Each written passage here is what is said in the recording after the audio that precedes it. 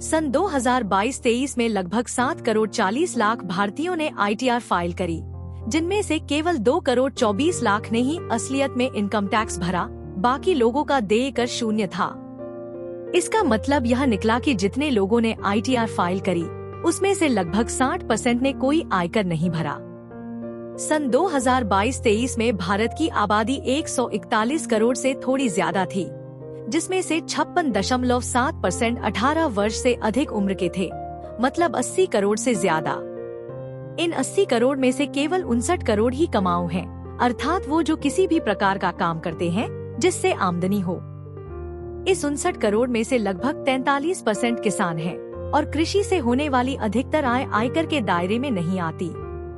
इसलिए 59 करोड़ में से 43% यानी 25.37 करोड़ हटा दे तो केवल 33.63 करोड़ कमाने वाली आबादी बचती है।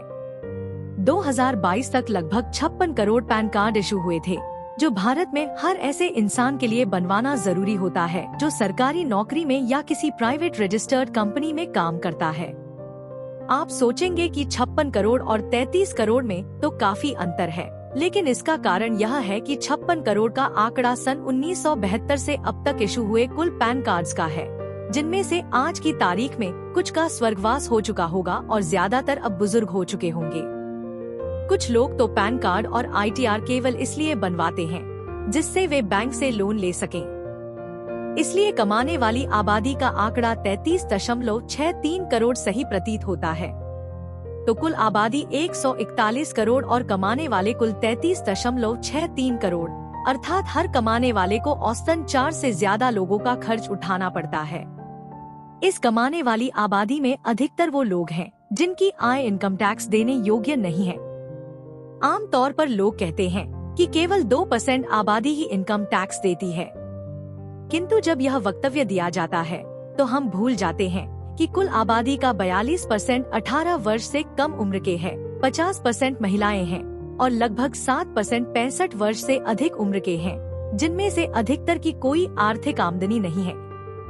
इसलिए यदि हम कमाने वाले लोगों में से इनकम टैक्स देने वाले लोगों का प्रतिशत निकालें तो हमें 33.63 करोड़ में से 2.24 करोड़ का प्रतिशत निकालना पड़ेगा, जो है 6.66%। इसलिए इस घमंड में बिल्कुल न रहें कि आप 100 में से 1 या 2 हैं जो टैक्स देते हैं। आप केवल उन 6 या 7% लोगों में जिन्हें उनके माँ बाप की मेहनत और भाग्य ने इस लायक बनाया है कि वे देश के विकास में कुछ अतिरिक्त योगदान दे सकें। अतिरिक्त योगदान शब्द मैंने इसलिए प्रयोग किया क्योंकि देश की सारी जनता किसी न किसी रूप में टैक्स अवश्य देती है, जिसे हम इनडायरेक्ट टैक्स कहते हैं, जिसकी सूची यहाँ दी गई है। इस सारे आंकड़े के बावजूद कुछ ऐसे लोग भी हैं जो टैक्स की चोरी करते हैं।